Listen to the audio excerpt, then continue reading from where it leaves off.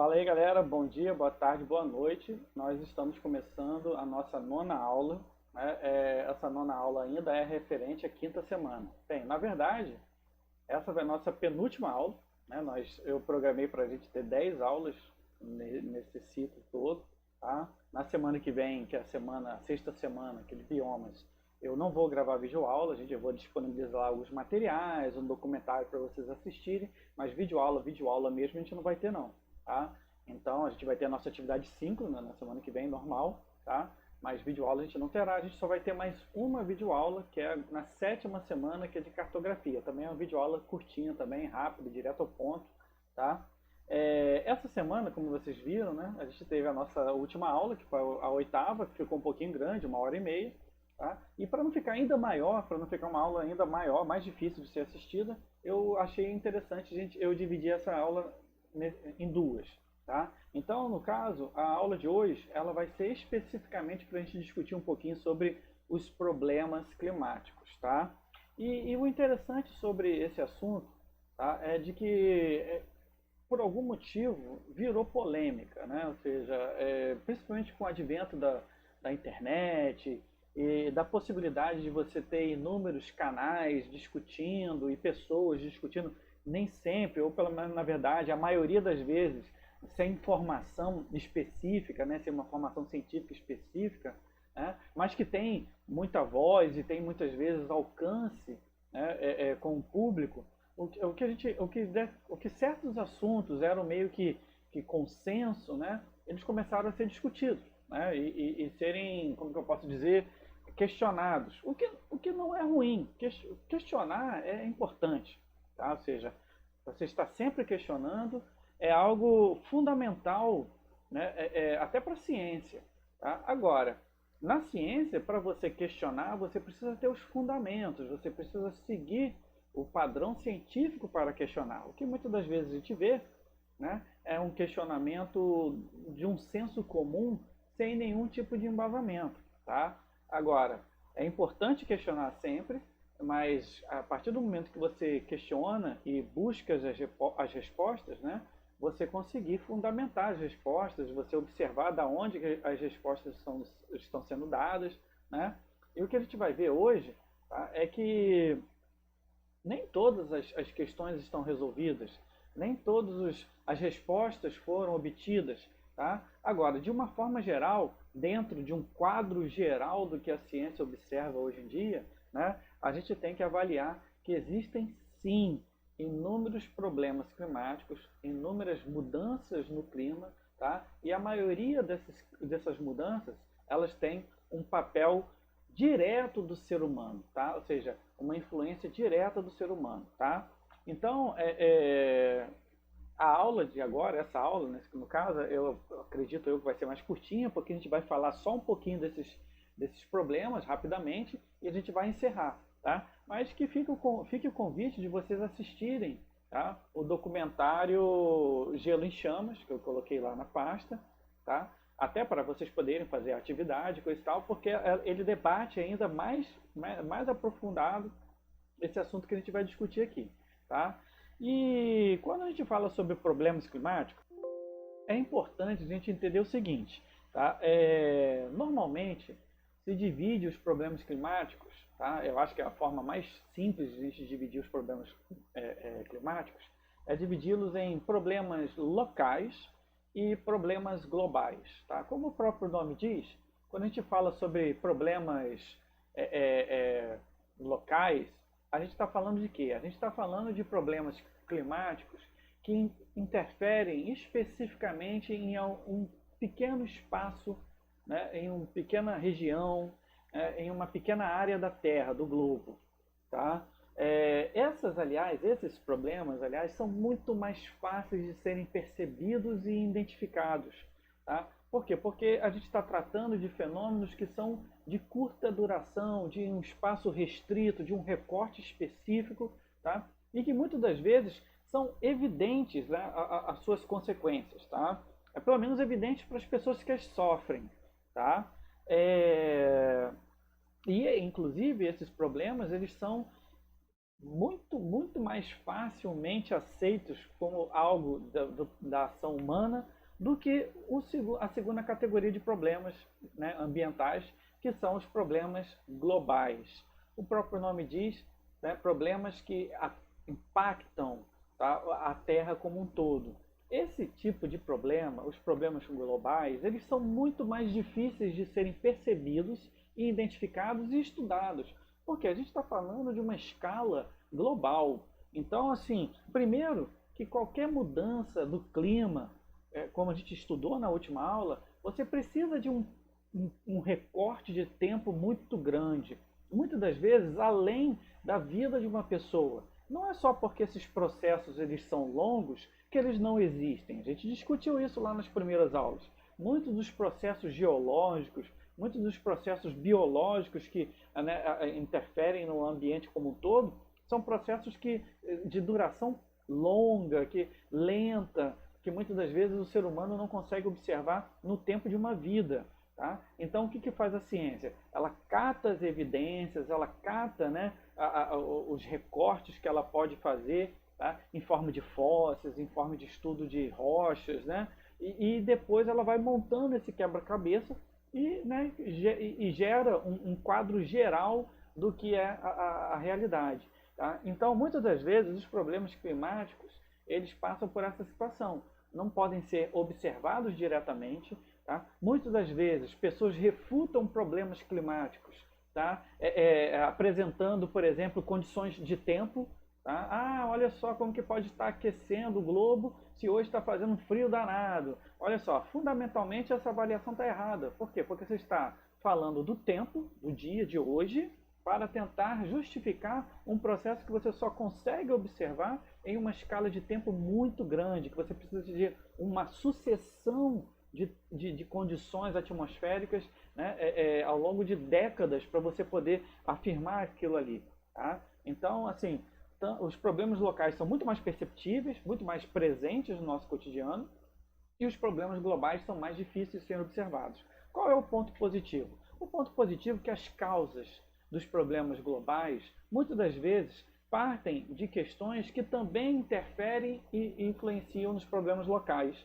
Tá? Então, se você não acredita, ou se você acha, isso é tudo balela, né? Esse negócio de aquecimento global, não sei o quê, cara, é só você olhar para os problemas locais, é só você ver a poluição da sua cidade, você ver os problemas da sua cidade, e você reparar que se você, por exemplo, solucionar isso, se você solucionar o problema da sua cidade, você solucionar os problemas que poluem o seu espaço de convívio, muito provavelmente você vai estar indiretamente também interferindo para bem, para o bom, né, para o melhor, né, nas questões dos problemas globais. Mas bem, eu vou começar falando um pouquinho sobre os principais problemas locais. Muitos deles são muito cobrados em vestibular, aliás, esse assunto é muito cobrado, né? Então é interessante que vocês façam uma leitura cuidadosa do livro didático, tá? Mas é, acima de tudo, assistam o material que eu deixei lá para vocês, tá? Estudem com cuidado, porque é um dos assuntos, pelo menos do primeiro ano, que mais caem, né, nos vestibulares da vida aí, tá? Então vamos começar? O primeiro problema que eu quero chamar a atenção é um problema local, tá? Que é um problema conhecido como ilha de calor. Tá? É um conceito muito simples. A gente falou na última aula sobre o albedo, né? Ou seja, aquela capacidade das superfícies de refletir calor. Tá? Então, quando você substitui, por exemplo, uma vegetação a uma mata, que em si já tem um albedo, né, maior, em si, né, as plantas ali absorvem a energia e produzem grande quantidade de umidade. Né? Então, de certa forma, você tem um microclima produzido pela mata ali que faz com que aquela temperatura seja muito mais baixa. Se você substitui isso, né, e no lugar daquela mata você coloca, por exemplo, uma cidade com concreto, asfalto, vidro ali, né, refletindo a luz, e prédios tampando a circulação de ar, é evidente que a consequência que você vai ter é o aumento da temperatura. Tá? Então, por exemplo, em Pádua isso é bem claro. Se você vai numa zona rural de Pádua, né, às vezes num dia quente de verão, você vai encontrar, né, ali na zona rural 29, 30 graus. É quente, mas com certeza um calor bem menor, porque você também vai ter ali a sombra, você vai ter a umidade produzida pela mata e coisa e tal. Tá? Agora, ao sair ali daquela zona rural, né, você sair de uma zona de mata e ir em direção ao centro, e principalmente você estiver passeando pelo centro de Pádua ali num dia de verão, você vai conseguir, na mesma hora praticamente, sentir uma diferença absurda, né, de temperatura. Tá? Isso é simples. Né?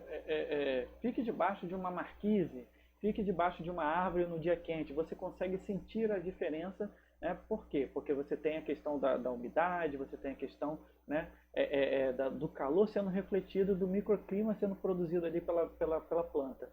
Tá? Então, o que seria, em resumo, a ilha de calor? Né? Os grandes centros urbanos, pelas suas características, têm, em média, temperaturas superiores ao seu entorno. Tá? Então, vocês podem ver aqui um gráfico, por exemplo, né, seguindo esse padrão, uma área de vegetação, tá? Uma área de baixa densidade urbana, né? E uma área de alta densidade urbana. Você pode ver que as diferenças de temperatura às vezes variam até 5, 6 graus a diferença entre uma zona, né, mais arborizada, mais, né, natural, de uma zona urbana.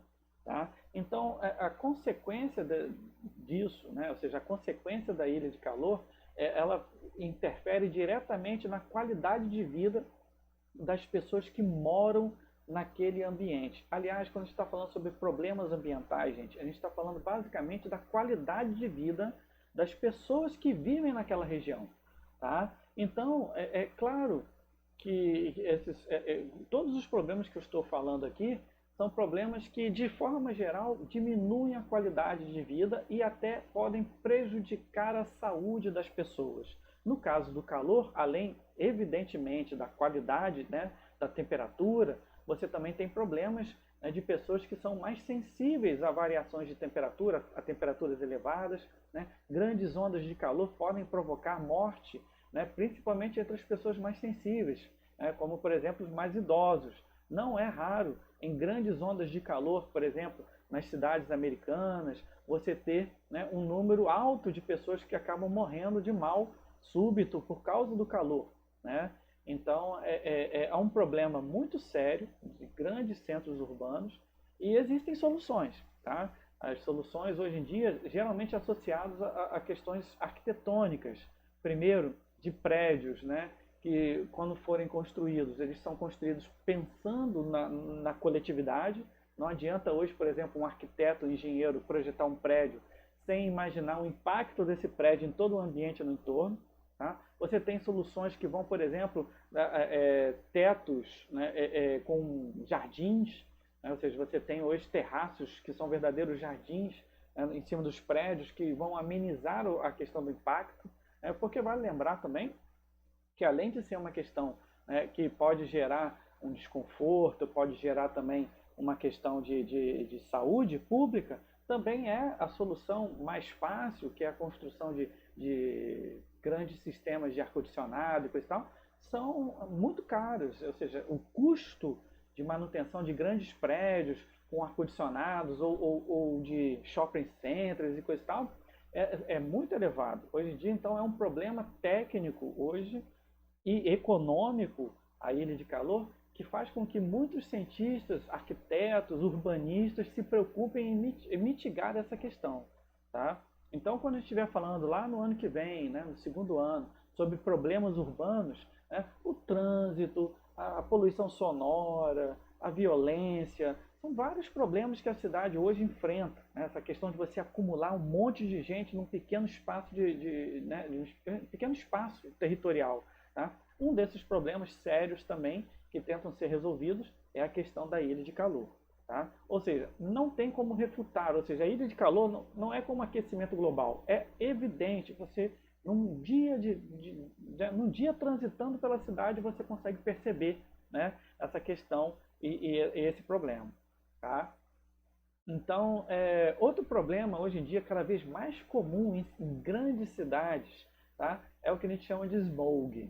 Tá? O que seria o smog? É uma mistura de névoa, com fuligem emitida pelos automóveis, pelas fábricas e principalmente por termoelétricas movidas a carvão.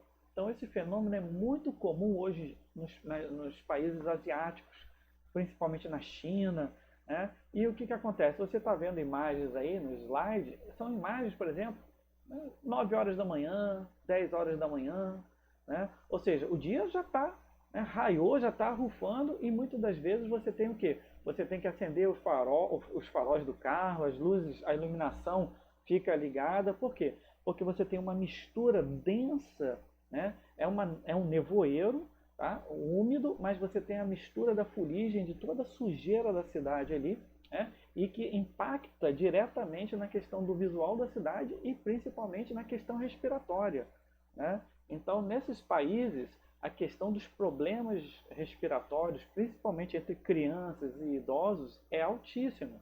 E é uma questão de saúde pública também, porque existem estudos que relacionam a qualidade do ar das grandes cidades ao índice de câncer de pulmão, câncer de garganta, câncer de boca. Por quê? Porque você está ingerindo ali, né, inalando uma série de materiais tóxicos, metais pesados e coisa e tal, tá? E contra a vontade.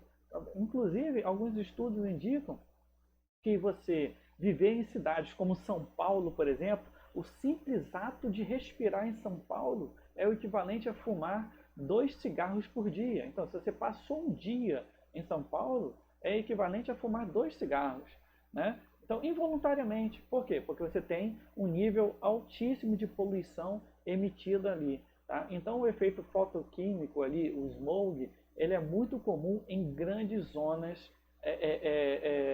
urbanas e que você tem uma emissão muito grande de gases. Então, esses gases são os mesmos gases do efeito estufa. Tá? Então, as nossas cidades hoje são lugares extremamente tóxicos de se viver. Tá? Eu acredito, sinceramente, que daqui 100, 200, 300 anos é possível que as pessoas olhem para os tempos de hoje e vejam a cidade de uma forma tão impactante como a gente, por exemplo, hoje em dia, ao estudar as grandes cidades do século XVIII, século XIX, a gente tem o mesmo efeito. Como que as pessoas conseguiam viver numa situação de um ambiente tão prejudicial à vida, né? E como que elas podiam continuar ali? Eu tenho certeza que daqui a alguns anos, daqui a umas décadas ou séculos, as pessoas vão olhar para o nosso tempo e vão dizer a mesma coisa. Como que as pessoas conseguiam viver em uma cidade que 10 horas da manhã, né, você ter essa situação aqui. Tá? Então é inclusive muito comum nessas cidades as pessoas usarem máscaras e coisas para tentar diminuir, né, o impacto dessa poluição. Vende-se purificadores de ar em grande quantidade, o que diminui, né, o problema, mas não elimina totalmente. Tá? Vale lembrar que a solução desse problema aí, ela passa por uma mudança estrutural da sociedade. Parte, né, de uma questão de você produzir menos, de você consumir menos, de você mudar totalmente a sua matriz energética. É claro, a gente está falando sobre problemas que custam muito, muito dinheiro para serem solucionados. E é por isso que talvez muitos segmentos da sociedade insistam em tentar negar as consequências desses problemas. A gente pode dizer que quando a gente está falando sobre problemas ambientais hoje, é muito parecido do que acontecia em relação ao cigarro há 30, 40 anos atrás. Né? A indústria do cigarro é um segmento do capitalismo muito, muito poderoso. Né? É uma das grandes indústrias. Mas é evidente que o desenvolvimento desse segmento do capital prejudica outros segmentos. Porque quando a gente fala sobre o capitalismo, a gente não está falando de um grupo de pessoas que fica atrás de uma mesa, né, com cartolas e eu vou dominar o mundo. Não, não é assim. Você está falando de um sistema complexo, que você tem vários segmentos formados por pessoas que têm interesses, interessados e coisa e tal. E nem sempre o capitalismo trabalha em comunhão para o seu crescimento.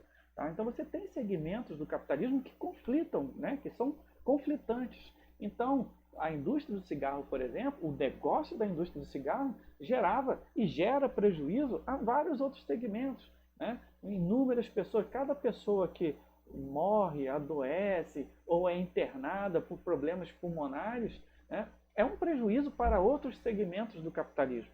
Tá? No entanto, durante décadas, né,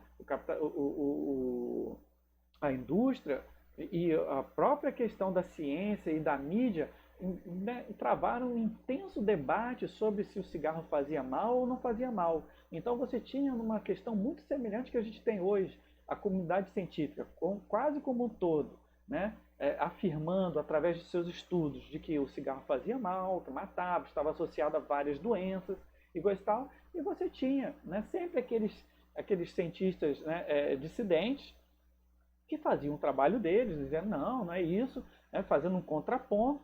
E muitas das vezes, na mídia, apesar deles serem raros os cientistas que diziam que não tinha problema nem nada, quando chegava na mídia, você tinha um suposto confronto, né, entre os que defendiam e os que não defendiam a questão do cigarro fazendo mal. Tá? E aí, hoje em dia, é uma questão muito semelhante em relação aos problemas ambientais. A maioria dos cientistas, quase como consenso, né, através de trabalhos muito bem fundamentados, demonstram que coisas como o smog, né, está associado a sérios problemas, né, de saúde, e você vai ter sempre os negacionistas. Alguns cientistas, né, que tentam, através da própria estrutura da ciência, negar a questão, mas aí eu insisto em dizer que a maioria desses trabalhos são muito fracos, né, não tem a mesma qualidade, não tem a mesma estrutura, né, dos seus rivais, né, eu poderia dizer assim, e você também tem muitas pessoas de outras áreas que negam e insistem em negar que cenas como essas, né, provocam problemas seríssimos para a cidade. Mas é como eu disse para vocês, em relação a questões locais, é muito mais difícil você conseguir negar, porque é evidente. Tá? Primeiro, pela questão, né, da imagem que você está vendo. Segundo, pelo aumento das pessoas que acabam sendo, né, com problemas respiratórios sendo internadas. Né? Ou seja, qualquer pessoa que mora numa cidade dessa e que tem problemas respiratórios sabe muito bem. Tá? Quando você tem um smog, por exemplo, como esse, você vai ter a sua saúde, a sua respiração muito prejudicada. Tá? Então, outro problema que é semelhante ao smog, mas não é igual, tá? É o que a gente chama de inversão térmica. A inversão térmica é um fenômeno natural, tá? Ou seja, em noites muito frias, o solo fica tão frio que você tem uma inversão, o que a gente chama de inversão térmica. Como a gente falou na aula passada, o ar, né, na atmosfera ele se desloca dependendo da diferença de pressão. Tá? E essa diferença de pressão se dá pelas diferenças de temperatura em uma corrente de convecção. Então, geralmente, o que acontece? O ar quente, próximo ao solo, né, ele se aquece, o solo se aquece, né, e o solo aquece o ar em cima dele. Esse ar quente ele tende a subir, gerando uma zona de baixa pressão, né, e o ar frio acaba substituindo esse ar quente e você tem o que eles chamam de corrente de convecção, e o ar está em constante renovação. Tá? O que é a inversão térmica? Em noites muito frias, em manhãs muito frias, o solo está tão frio que o ar imediatamente acima dele também fica muito frio. Tá? E às vezes tão frio que é mais frio que as camadas superiores da atmosfera. Então você tem o quê? Uma interrupção daquela corrente natural, né, de convecção. Isso não teria problema nenhum se você não estivesse falando, por exemplo, de uma grande cidade como São Paulo. Tá? Por quê? São Paulo é uma cidade que fica, né, numa altitude elevada, né, e tem invernos muito frios. Então é comum você ter o fenômeno de inversão térmica durante o inverno em São Paulo. Mas então qual é o problema? Você está falando que é um fenômeno natural? O problema é o quê? A cidade é uma das maiores, né, do Brasil, é uma das maiores do mundo. E aí você tem uma quantidade absurda de automóveis, de indústrias, emitindo poeira, sujeira, né, cinzas, tá? Partículas tóxicas, que normalmente acabam sendo dispersas da cidade para esse movimento convectivo. Quando você tem, né, a inversão térmica, esse movimento ele se interrompe. E toda aquela fumaça produzida pela cidade acaba ficando, pairando sobre a cidade, um verdadeiro teto de fumaça, né? Que já viu aqueles desenhos assim que o pessoal sai, né? De uma fumaça de forma, né? Aquela camada de fumaça e a pessoa sai numa portinha assim. Né? É mais ou menos o que acontece nas grandes cidades como São Paulo. Você pode ver aqui nas fotos um céu azulzão aqui em cima, né? Aqui também um céu muito azul, né? E aqui embaixo uma camada, um teto de poeira, um teto de sujeira, que é o que? Emitido pela cidade, emitido, né, pelos carros, pelas fábricas, e que fica ali restrito, preso naquele ambiente urbano.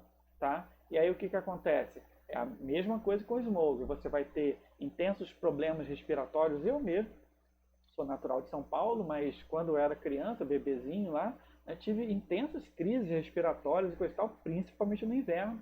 Né, forçou inclusive minha família a sair de São Paulo, né, refugiado ambiental, porque os problemas eram seríssimos e nunca mais voltei a ter, porque também nunca mais voltei a morar numa cidade tão poluída quanto São Paulo. Tá? Então, a inversão térmica é um fenômeno natural que muitas das vezes acaba, né, prejudicando o ambiente de uma grande cidade por causa da emissão de partículas que a cidade emite. Aqui em Campos, né, principalmente na época das queimadas de cana, né, da queima da cana, isso também era muito comum. Ou seja, você chegar em Campos e você conseguir ver aquela capa de sujeira, né, aquele teto de sujeira, né, principalmente no inverno. De uns anos para cá isso diminuiu bastante, porque, né, o ciclo, principalmente a cana aqui, ela perdeu muita força, principalmente com o fim do pró-álcool e coisa e tal, né? Boa parte das usinas faliram, né? Então aquela prática de queimar cana praticamente não existe mais aqui na cidade. Tá? Então esse é um problema que mudou. Então, ou seja, você vê que existe uma solução. Tá? Porque você tinha um problema, aqui Campos também era um lugar onde as crianças tinham muitos problemas respiratórios, tinha até o que a gente chamava de neve de Campos, que são as cinzas que caem da queimada da cana, que sujava tudo e coisa e tal, que hoje em dia não existe mais. Por quê? Porque uma prática, né, de queima que era associada à produção de cana não existe mais. Tá? Então a mesma coisa é a questão aqui da inversão térmica. Beleza? Outro problema local muito comum, tá, é a chuva ácida.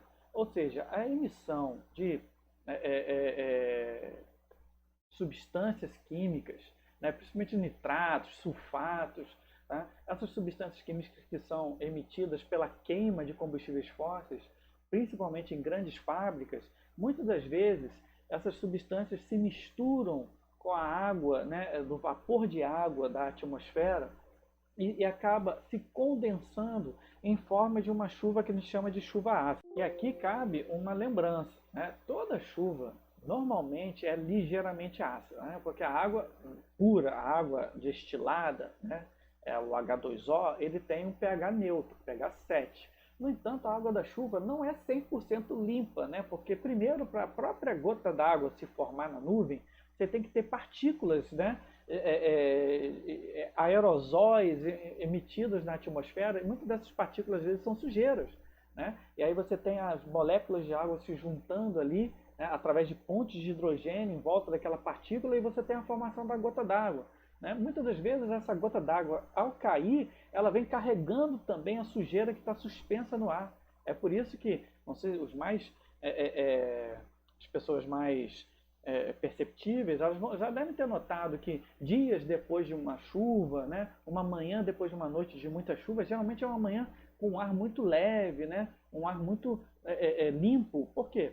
Porque você tem a chuva limpando ali a atmosfera toda. Então a água da chuva em si, né, às vezes a pessoa fica, vou beber água, que a água da chuva é limpa. Nem sempre a água da chuva é limpa.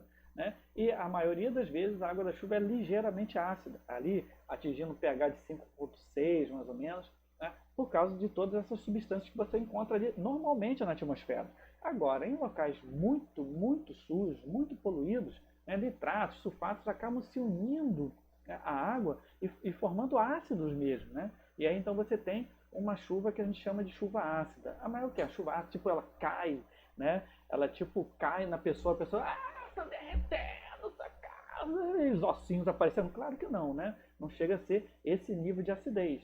O que eu estou falando aqui, chuva ácida, é uma chuva que está pegando ali 5, abaixo de 5, né, de pH abaixo de 5, né? Que é uma água que é ligeiramente ácida, né? Bem ácida, mas que não chega a queimar ninguém nem nada.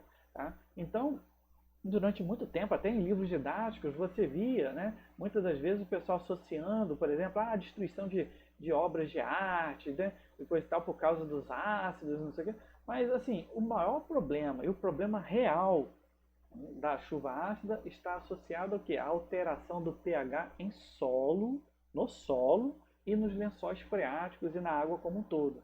Né? As formas de vida como um todo são muito sensíveis a alterações de pH.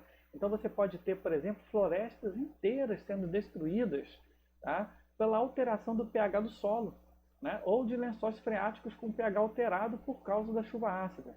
Então o maior problema, e o problema real da chuva ácida, é a alteração do clima, do ambiente do lugar, do solo, que pode matar todo um ecossistema, tá? Por causa da emissão de partículas.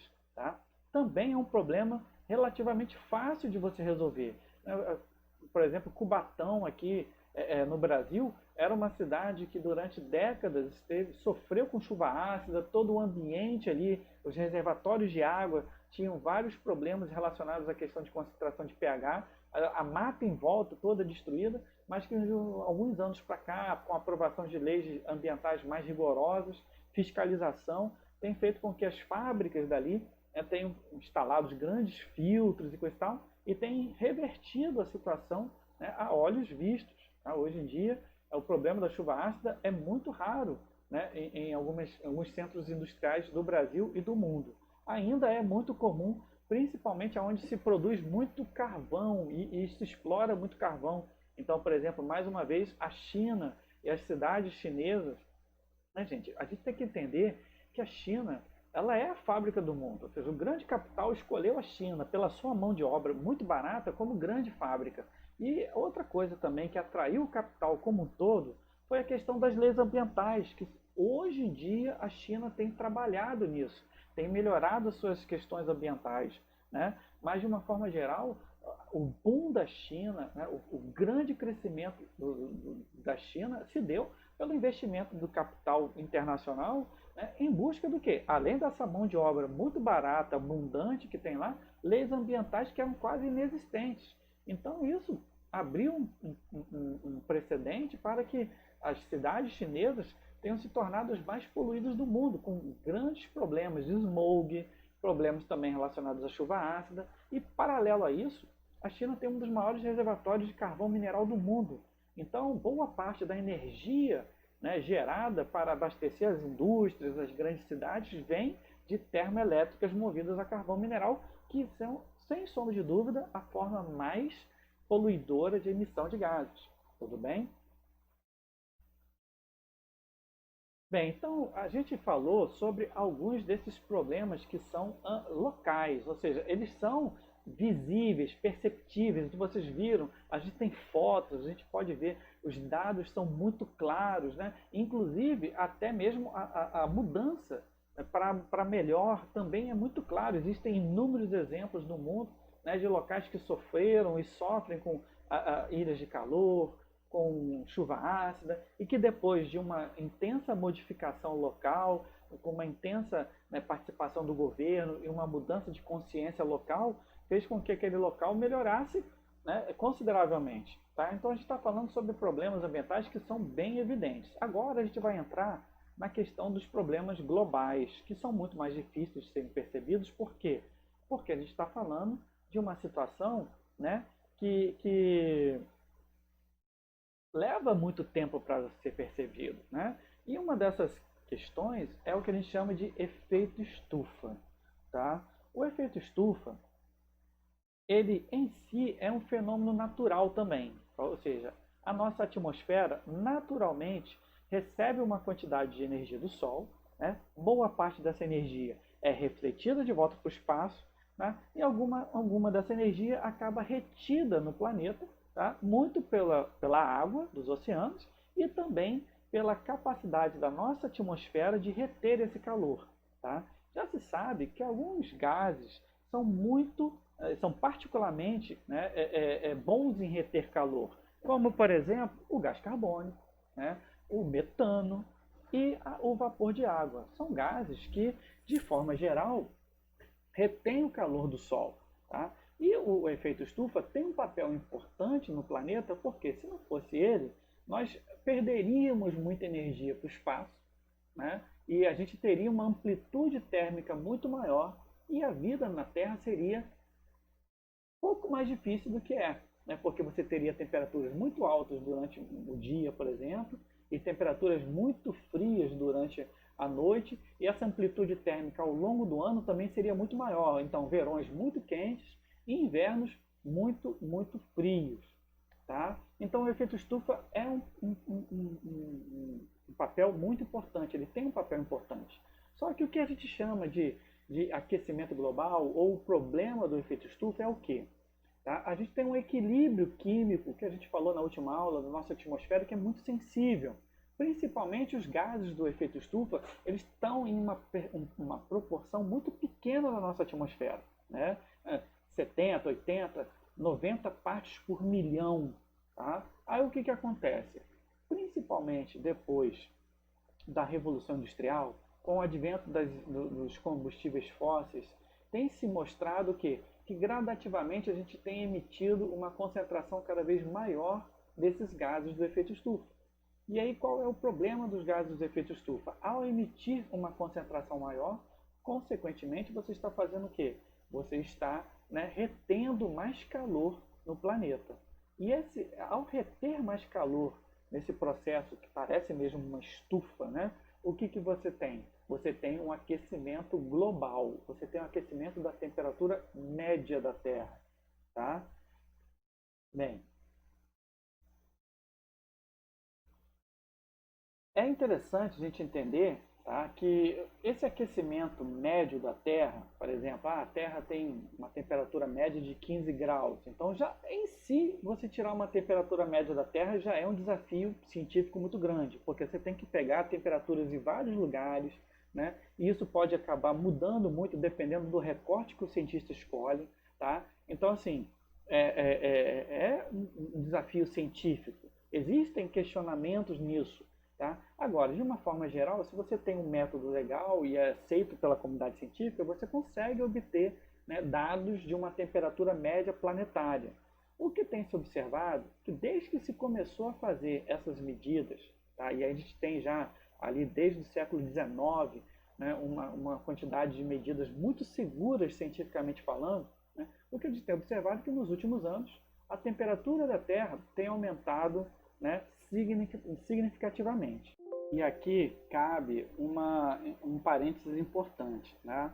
A temperatura da Terra ela muda ao longo do tempo. Isso já está comprovado em estudos, né, de rochas, estudos de calotas polares. Né? Ao longo dos séculos, dos milênios, a temperatura média da Terra ela varia. E aí existem inúmeros fatores naturais que interferem na mudança da temperatura da Terra. Né? Recentemente, a gente teve, por exemplo, casos de ciclos de eras glaciais, de períodos em que a Terra esteve mais fria. Tá? Aí a pessoa pode dizer assim, professor, mas peraí, então se a Terra muda de temperatura, inclusive até em períodos anteriores à existência do homem, né? Qual é o problema? O que a gente está vendo agora? Como que eu posso dizer e garantir que o ser humano está interferindo nisso? Bem, a questão, gente, é de que, basicamente, a gente tem uma escala de tempo muito diferente do que se observa naturalmente. Então, por exemplo, aqui vocês estão vendo, né, a variação de tempo, de clima ao longo da nossa história. Então, você tem milênios de estabilidade. E em um período muito curto, né, você está tendo uma variação de temperatura muito grande. Então, por exemplo, já se sabe que houve uma grande variação de temperatura na grande extinção do Permiano, há 250 milhões de anos, em que a temperatura da Terra variou 10 graus, por exemplo, mas isso em 1 milhão de anos. Então você precisou de 1 milhão de anos para variar a temperatura da Terra em 10 graus. Tá? Agora, o que a gente tem observado é de que em poucas décadas, em poucos séculos, a variação de temperatura tem se intensificado de uma forma que os estudos geológicos, os estudos, né, científicos mostram que nunca aconteceu. Tá? E principalmente o que? A coincidência de você ver o aumento exponencial de emissão de gases do efeito estufa a partir do século XVIII, né, coincidindo com o aumento, né, exponencial também da temperatura da Terra. Tá? E aí a pessoa pode dizer, pô, mas professor, você está falando de gases como vapor d'água, como por exemplo o metano ou o gás carbônico. São gases naturais, por exemplo, o metano vem da decomposição da matéria orgânica. Por exemplo, vacas emitem uma quantidade absurda de metano na flatulência deles, lá no pum da vaca, né? No processo de ruminação da vaca, ela emite um metano, uma quantidade absurda. Né? E o gás carbônico nós todos produzimos ao respirar. Né? Mas então qual é o problema? O problema é de que a gente está fazendo, a gente está emitindo um gás carbônico, um metano, que não estava, né, no sistema. Primeiro que, por exemplo, o metano, ao destruir uma grande floresta e ao decompor essa floresta, né, a gente está emitindo metano que estava em forma de carbono preso na floresta, né, retido ali na floresta. Agora, ao invés de ser um carbono que fazia parte de folhas, né, do tronco de uma árvore, agora é carbono emitido na atmosfera.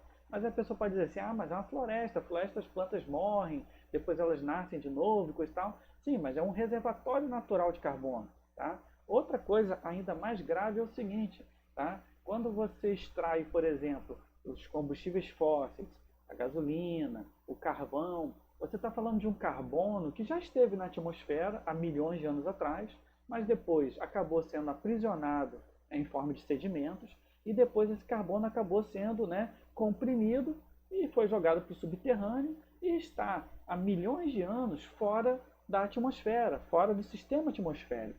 O que a gente faz agora, hoje em dia? A gente pega esse carbono, que está há milhões de anos preso na crosta, né, tira, processa ele e emite em forma de gás carbônico quando você queima o combustível.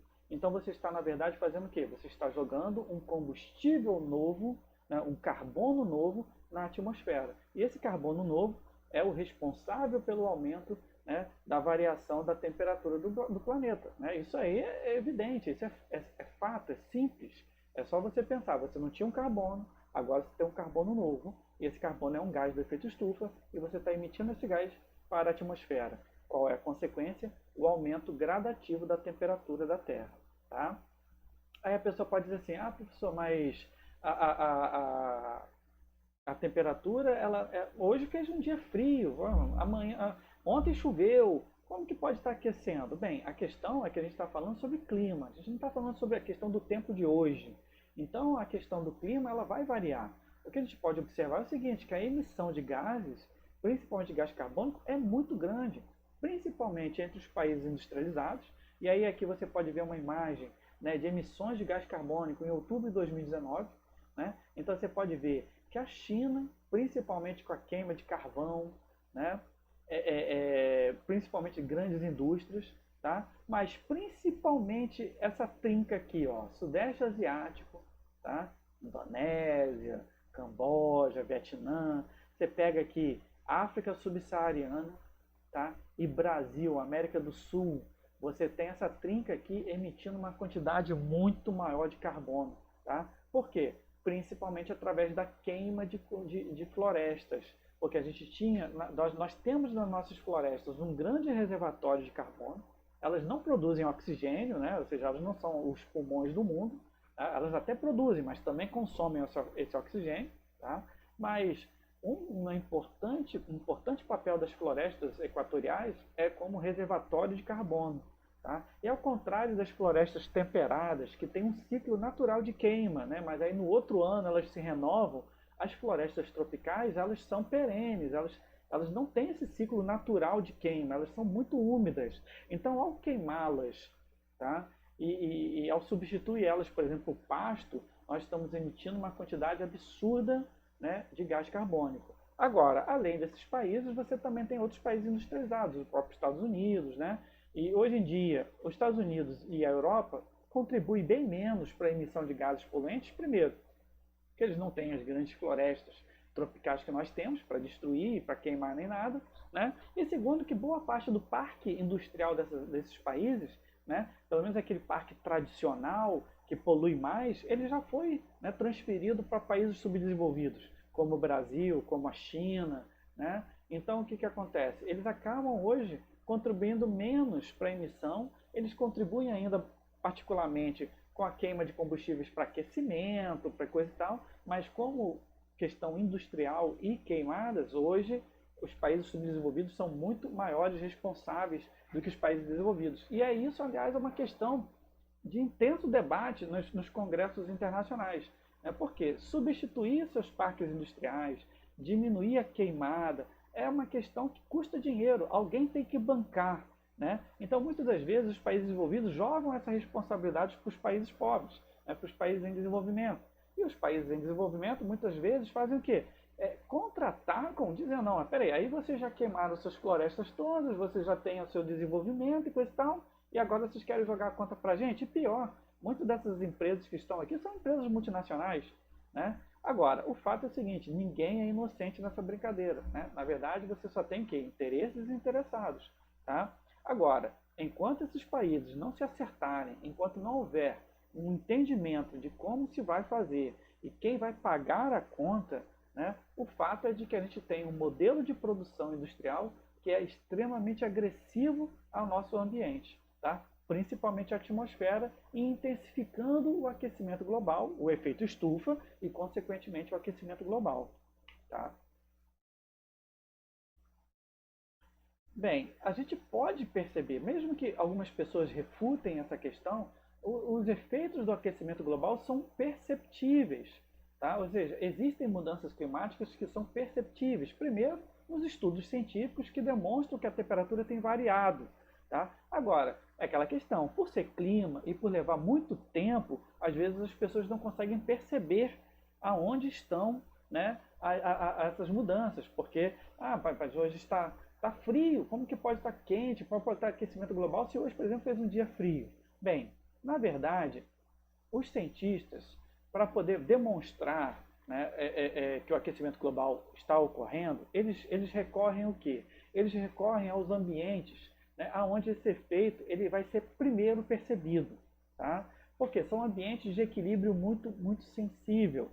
Então, por exemplo, a diferença de alguns graus, 2, 3 graus, é a diferença, né, perceptível no ambiente. Ela vai afetar diretamente no equilíbrio daquele ambiente. Então, por exemplo, 2, 3, 4 graus aqui no Brasil, a gente vai perceber pouca modificação. Ela vai acontecer, ela vai começar a acontecer, mas para a gente ela vai ser pouco percebida. Mas em locais como, por exemplo, os polos, como a Antártida, por exemplo, né, essa diferença de 2, 3 graus ela é muito perceptível, principalmente na questão do degelo, né, no ciclo em que você tem, né, durante o inverno o acúmulo de gelo e depois no verão o degelo. O que tem se observado ao longo dos anos é o quê? Que os verões na Antártida e no Polo Norte, né, estão ficando cada vez maiores e os invernos cada vez menores. E qual é a consequência disso? Nas camadas, nas capas de gelo. Então aqui vocês podem ver nessa imagem aqui, né, no Polo Norte você não tem um continente, né, ou seja, o gelo ele se forma sobre o Oceano Ártico, né? Mas aí você tem ciclos aqui em que você pode observar o que? Ano após ano, né, essa camada diminuindo consideravelmente de gelo. A capa fica menor. Assim, de certa forma, o impacto para o globo não é tão perceptível. Por quê? Porque essa água, esse gelo já está sobre o oceano. Né? Então, o degelo do Polo Norte não é percebido como, por exemplo, o aumento dos níveis do mar. Não acontece, porque você já está com aquele gelo em cima do oceano. No entanto, ao diminuir essa capa, ao diminuir essa área, você está aumentando a superfície de quê? De absorção de energia solar, né, dos oceanos. Consequentemente, você está retroalimentando o aquecimento. Olha só. Né? Ou seja, mesmo que a gente pare hoje, né, de emitir gases poluentes, o aumento, a diminuição, na verdade, da área do Polo Norte já vai provocar um aquecimento durante alguns anos. Tá? Na Antártida, isso ainda é pior, porque a Antártida é um continente, ou seja, existe né, terra debaixo daquele gelo todo. Tá? E o que tem acontecido é que ano após ano a gente tem observado que as capas de gelo têm diminuído. E vejam essa foto, ela é significativa. Tá? A diferença entre uma capa de gelo, né, de alguns anos atrás, tá, e a capa de gelo que a gente pode observar, isso aqui no verão de alguns anos atrás e isso aqui no verão mais recente.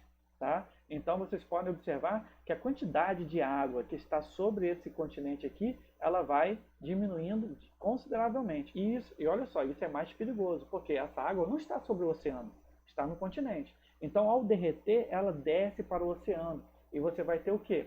Você vai ter, com o tempo, o aumento significativo, né, da maré, ou seja, do nível dos oceanos. E se você parar para pensar que hoje 5 bilhões de pessoas vivem próximos ao oceano, em cidades litorâneas, imagina só um aumento gradativo de 100, não, de 100 centímetros, de 200, 400 centímetros. Né? Isso já seria a diferença, né, de várias regiões sendo inundadas. Tá? Acredita-se que se todo o gelo da Terra derretesse, a gente teria o nível do mar acima de 70 metros. Tá? Ou seja, simplesmente inundando, né, a maior parte das cidades litorâneas do mundo.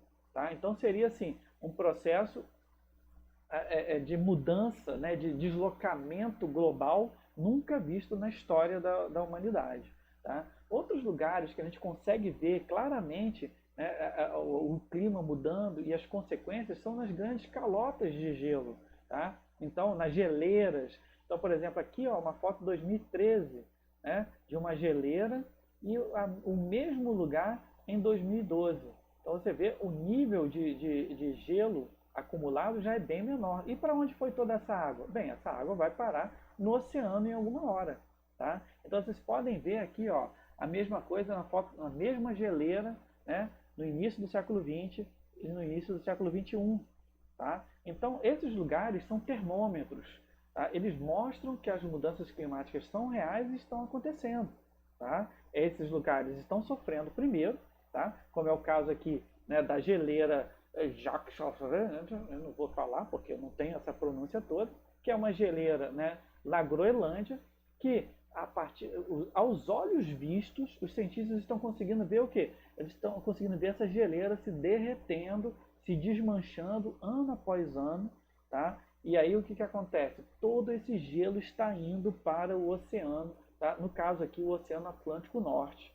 Tá? Então vocês podem ver que eles já fizeram eles conseguiram catalogar, né, como que era a geleira originalmente nos anos 80, né, e como ela foi sendo destruída camada por camada, sendo desfeita, né, até o modelo que a gente tem atual, né, de 2000, não é o modelo atual aqui, tá, mas é de 2013, e isso já deve ter ficado mais intenso ainda, né, e está acontecendo o que? Todo esse gelo derretendo, toda essa água doce, potável e gelada, derretendo e indo em direção ao Atlântico. E isso é legal, assim, não é legal, mas é um exemplo excelente de como, por exemplo, né, o aquecimento global vai trazer fenômenos adversos. Porque, de uma forma geral, as pessoas imaginam que o aquecimento global vai fazer a Terra virar um deserto quente, e vai todo mundo morrer seco e queimando. Não é assim.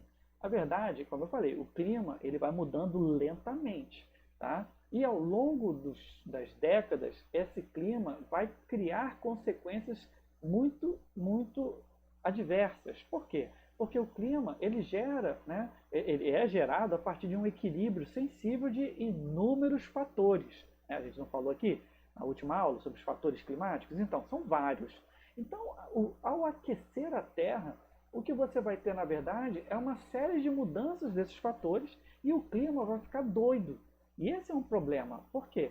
Porque em muitos lugares do mundo, né, a produção de alimentos, a questão de abastecimento de água, né, a questão de tufões, furacões, dependem, né, da estrutura do clima que nós temos hoje. Então, o que a gente vai fazer? Ao aquecer a Terra, ao aquecer o globo, você vai estar alterando esses fatores e alterando o clima da Terra. Então, a Terra vai se tornar um local inabitável? Bem, a princípio não, mas ela vai se tornar um lugar muito difícil de se viver, tá? E caro para se viver. E qual é a consequência disso?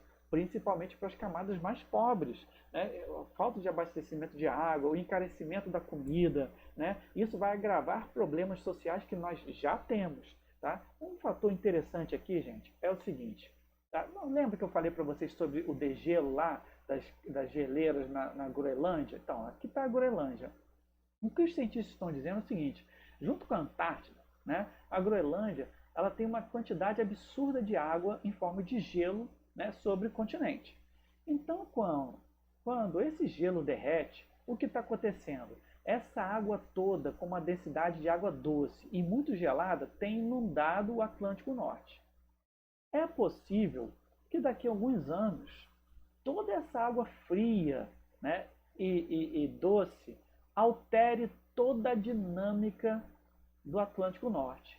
E quem já estudou sabe que hoje existe uma corrente de água quente, que é a corrente do Golfo, que atravessa todo o Atlântico Norte e que abastece toda essa região norte da Europa com água quente, né? Fazendo com que o clima dessa região seja muito mais ameno para a sua latitude. Tá? Para a sua latitude. Se você parar para pensar, a latitude da porção norte da Europa é equivalente à Sibéria, né? É equivalente ao norte do Canadá, que são regiões extremamente geladas e quase inabitadas. Temperaturas que chegam a menos 40 graus. Né? Agora, bem diferente do que você encontra aqui na Inglaterra, Noruega, na Dinamarca, são temperaturas muito mais amenas. Por quê? Porque elas são, né, abastecidas pelo calor que vem da corrente do oceano, né, a corrente do Golfo.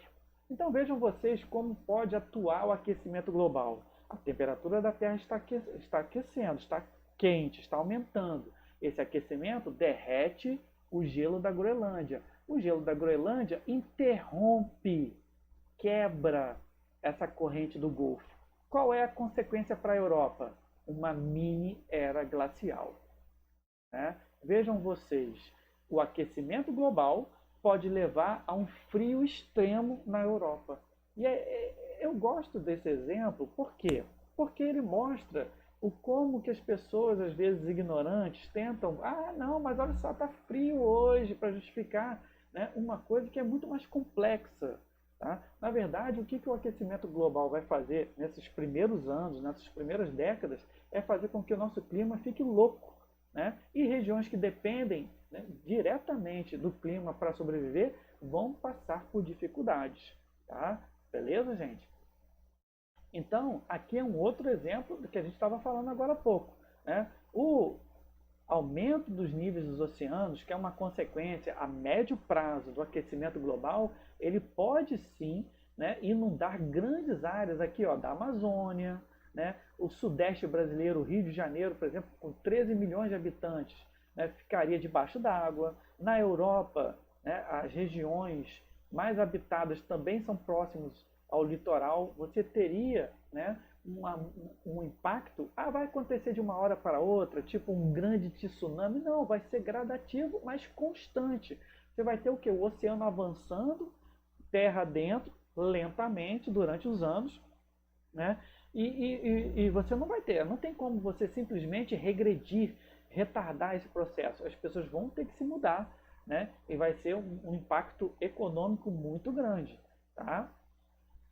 Outra questão muito importante com o aquecimento global é o que? Boa parte, vocês estão vendo aqui nesse mapa, tudo que está em roxo aqui é formado pelo que a gente chama de permafrost, que é um solo totalmente congelado, tá? É um solo totalmente congelado, tá? E ele tem na sua composição uma grande quantidade de matéria orgânica, formado por décadas, séculos de camadas de tundra. Então o que acontece? Ao descongelar esse solo, ao permafrost ser descongelado pelo aquecimento global, você vai ter a emissão de uma quantidade absurdamente grande de gás carbônico e de metano. Né? Então, alguns cientistas dizem que o aquecimento global é tipo um carro que você empurra na ladeira. No início, né, você tem que imprimir uma força no início da ladeira para esse carro se movimentar. mas depois, quando ele entrar ali no limite, ele já começa a se retroalimentar e vai descer, e você não precisa mais fazer força nenhuma e você não vai mais conseguir parar esse carro descendo a ladeira. Então, hoje, o aquecimento global é uma analogia semelhante. Nós estamos aquecendo o planeta, nós estamos jogando gás carbônico, nós estamos jogando, né, substâncias que estão aquecendo o planeta, e se a gente não parar, né, vai haver um momento que não vai ter mais volta, né, porque o próprio planeta e o próprio aquecimento global vai se retroalimentar. Né? E, inclusive, alguns cientistas discutem se a gente já não passou esse limite.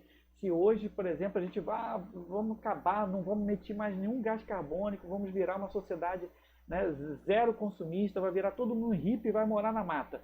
Mesmo assim, é possível que a gente já tenha cruzado um limite em que o próprio aquecimento global vai se retroalimentar, né? E esse aquecimento global não vai parar e as mudanças climáticas vão vir de qualquer jeito.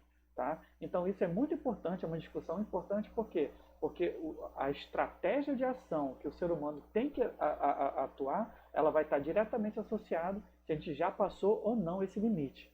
Tá? Agora, se a pessoa está meio desiludida, né, descrente, já pensando que não vai ter filho porque, né, o mundo vai acabar e a gente vai viver numa situação de guerra e coisa e tal, calma. Né? Existe o lado positivo. Historicamente, quando a gente olha para o passado do ser humano, a gente já passou por situações em que a gente conseguiu reverter o problema. Um exemplo é a camada de ozônio e o buraco da camada de ozônio. O que é o ozônio? É uma camada, né, de O3 que se forma na nossa atmosfera, e essa camada, né, ela basicamente protege a Terra da emissão de raios ultravioletas, ou seja, de radiação nociva que vem do espaço, vem do Sol, né, na verdade. É interessante porque os próprios raios cósmicos, ao se chocarem com o oxigênio, acabam criando as condições necessárias para a formação do ozônio. O ozônio em si é uma molécula muito pouco estável. Então ela rapidamente se desfaz. Qualquer petelequinho nela ela se desfaz. Mas ela tem um papel importantíssimo, porque enquanto ela está lá, ela protege a nossa atmosfera, né, protege a superfície da Terra dessa radiação que é extremamente perigosa, porque o raio ultravioleta ele tem uma baixa capacidade de penetração na pele. No entanto, ele tem uma alta condição de mudar, né, geneticamente, de modificar geneticamente os seres vivos. Tá? Então ele atua diretamente lá nas pontes de hidrogênio do DNA, provocando mutações. E ao contrário do que as pessoas pensam, mutações não causam coisas legais. Você não vai tirar raio pelos olhos, né? Você não vai ter fator de cura. O que acontece com mutação, principalmente em organismos formados, como um ser, né, formado, um indivíduo formado, é o que a gente chama de o câncer. Né? Então hoje o raio ultravioleta ele é responsável principalmente pelo alto índice de câncer. Mas a gente sempre traz a coisa para o ser humano. Né? Na verdade, a questão dos raios ultravioletas, eles ainda são mais perigosos, porque eles são capazes de destruir micro-organismos. Né? Então, por exemplo, se você tem a emissão de raio ultravioleta diretamente sobre a superfície da Terra, você vai destruir os fitoplânctons, você vai destruir, né, os fitoplânctons não porque eles estão no oceano, estão protegidos, mas principalmente as bactérias, as criaturas vivas da superfície da Terra. Né? Os raios ultravioletas eles têm a capacidade de esterilizar toda a superfície da Terra, se eles pudessem atingir a superfície com toda a sua força. Né? Então, assim, é muito comum as pessoas associarem o problema da camada de ozônio ao câncer. É mais perigoso do que isso. Tá? Por quê? Porque os raios ultravioletas têm a capacidade de esterilizar, de matar todas as criaturas da superfície da Terra. Tá? No entanto, o que acontece? Durante anos, cientistas começaram a entender e a perceber a importância da camada de ozônio. E perceberam também o quê? Que essa camada, que ela tem mais ou menos uma espessura de 40 quilômetros, ela ia afinando de acordo com ele chegasse nos polos. Vocês podem ver, né, aqui nessa imagem. À medida que você chegava nos polos, você começava a perceber que a camada de ozônio ela ficava muito, muito fina. Né? E eles começaram a tentar entender por que isso estava acontecendo. Né? E aí eles começaram a perceber, e depois de vários estudos, que alguns gases emitidos pelo ser humano, como por exemplo os clorofluorcarbonos, eles reagiam, interagiam com o ozônio, né, roubando, capturando o oxigênio do ozônio e desconstruindo ele, ou seja, desfazendo o ozônio. Uma única molécula de CFC podia destruir até 1000 moléculas de ozônio.